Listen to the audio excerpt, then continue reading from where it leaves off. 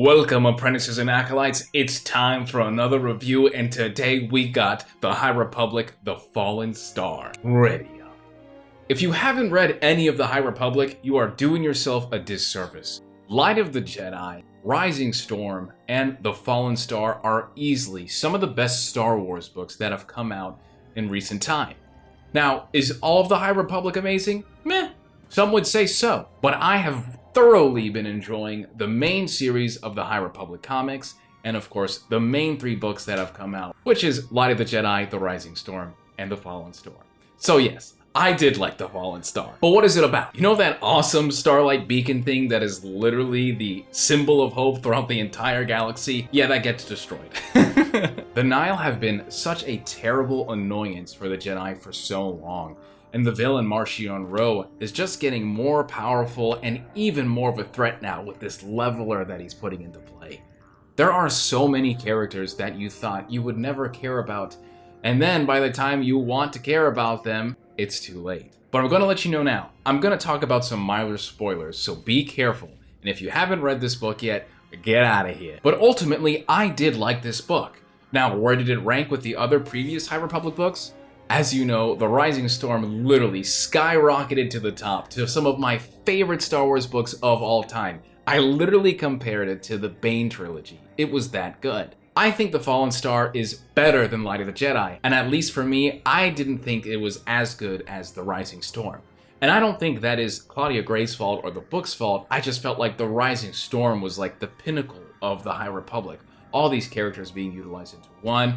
Lorena D. Marchion wrote, there was so much happening in that book. And I've seen a lot of people talk about how the location, it's in one area, the entire story is in one fixated station the entire time. And yeah, but I think that actually benefits this book because things get serious and terrifying. And I do recommend anyone that's into the High Republic to read this book because I think it's one of the most important books out there, along with Light of the Jedi and The Rising Storm. And I can't talk about this book unless we talk about some spoilers, so we have to get into that now. If you haven't read it yet, don't waste any time, go and get this book and read it. Alright fam, can we talk about everything that happened now? Oh my god, Claudia Gray, please, you gotta relax. So first things off, the one thing I feel like is a big strength of the High Republic and also a weakness is that there's so many characters, not just through like gender and sexuality and ideology and expressive, but literally there are just so many different characters. It's incredible the amount and the plethora of Star Wars characters inside this entire novel. But the main issue I see with that is I feel like sometimes these characters are restricted to either just the comics or either just some of the books, or perhaps the writer isn't using a said character and maybe they get sidecasted or maybe they die too early. And that's one of my big critiques about this book, is I feel like characters are getting killed off a little too soon. Specifically, the Wayseekers. Man, Orla, what the heck? I was not expecting that to happen, and so early in the book. I'm not sure if that character didn't really get a lot of attention as much as they want, or maybe the writers weren't necessarily certain what they were going to do with it.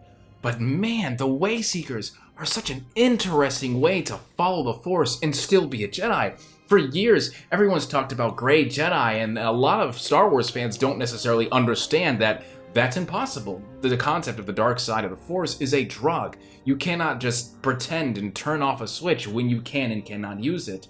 And the Wayseekers were kind of like a beacon, a realistic trait of a Jedi following their own path.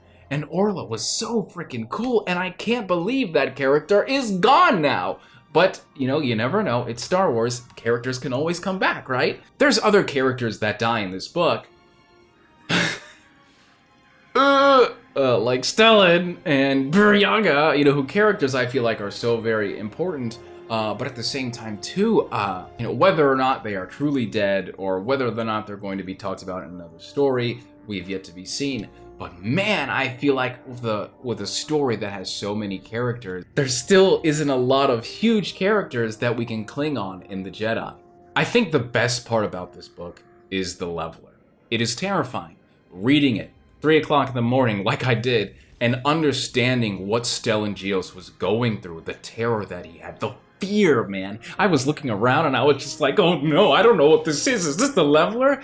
But man, the Leveler just keeps me up at night. I'm trying to think what it is. Claudia Gray had this beautiful description of everything that was going on. And man, I felt like I was there with Stellan Gios and he was freaking out. And when you see the Prime Jedi, this is like one of the faces of Vara Chris, in my opinion, is like the poster girl, right, of the Jedi. But Stellan Gios is right there, and he has been right there ever since the Rising Storm, where he's holding Lena Solo in his hands, and the entire galaxy has seen it, and now this man is literally like crying in fear, and he has to take naps to figure out what is happening, mentally straining, the Force is straining him, everything that's going on, so much difficult, so much fear. And the Leveler is just tearing off these Jedi, and Bel Zettifar also has some experience with it. It is crazy. It is insane. I have no idea what is happening and what it is. And I keep theorizing, and it really gives me the Rakatan virus. You know that virus back in the Old Republic that actually was imbibed into their weapons, and then they all got infected, and the Rakatans lost their Force sensitivity forever? That is what it's making me feel like. And I'm hoping that it's some type of version of that virus that somehow Marchion Ro found his hands on it, and then it was able to evolve and continuously transform into what we see today, because man, that thing is terrifying and crazy, and I can't wait to see more, because it seems like the Jedi have no answers for this thing, and they are truly afraid of it.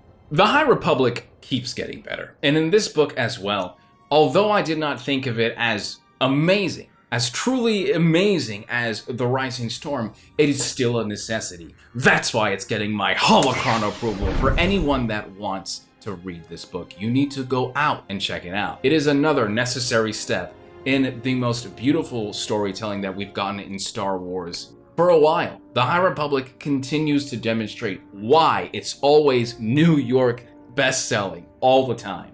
These writers know how to handle Star Wars, and I can't wait to get even more of this stuff. Well, fam, that is my review. I hope you enjoyed it. Let me know what you think. And can we talk about all this? I don't know what's gonna happen, man. Stellan Gios is gone. Burryaga might be gone. I don't know what the heck is happening. Whew. Avara Chris, save her. Keep Trennis, run for your life. Everybody, please. They're killing off these characters so fast. Thanks for coming to another review. I am Lord Dagovere. I hope you enjoy more. And for more Star Wars content, you better subscribe, fam. I'll see you around. Deuces.